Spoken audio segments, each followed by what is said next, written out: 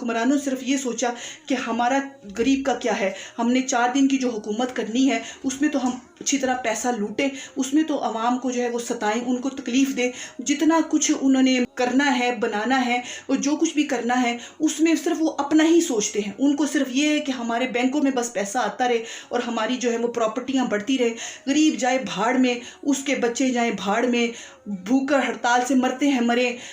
خودکشیاں کرتے ہیں کریں، ہمیں اس سے کیا ہے، ہمارا کیا ہے؟ ہم نے تو بس حکومت جو ہے وہ عیاشیوں کے لیے چنی تھی اور الیکشن کارڈ لینے تھے، بس ووٹ لینے تھے اور بس ہمارا کام یہیں تک تھا، غریب عوام کا کام بس یہیں تک تھا۔ اب غریب عوام کو ایک سائڈ پہ کر دو اور جو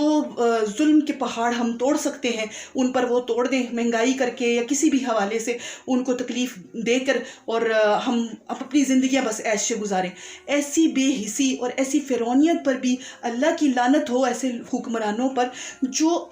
جو اپنے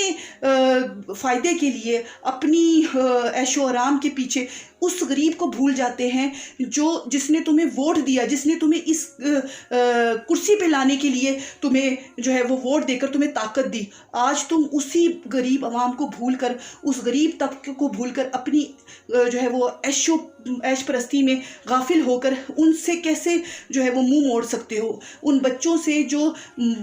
رات کو اپنے باپ کا انتظار کر رہے ہوتے کہ وہ کھانا لے کر آئے گا، جب اس کو کھانا نہیں ملتا اور جس محرومی سے وہ سو جاتا ہے، تو اس محرومی کو چھوڑ کر کیسے اپنے بستروں میں سکون سے سو سکتے ہو؟ تمہیں نیند کیسے آ سکتی ہے؟ تمہیں کیسے سکون ملتا ہوگا کہ تمہیں اپنے بچوں کی طرف دیکھو کہ وہ کیسے کپڑے پہنتے ہیں، کیسے عالیشان گھروں میں رہتے ہیں، کیسے ان کے رہن سہن ہوتے ہیں، اور غریب بندہ وہ تھوڑے میں بھی گزارا کر کے صبر شکر کر کے اپنے بچوں کو،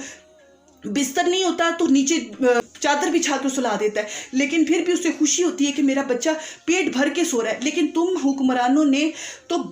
ان بچوں سے یہ حق بھی چھین لیا کہ وہ خالی پیٹ سوئیں۔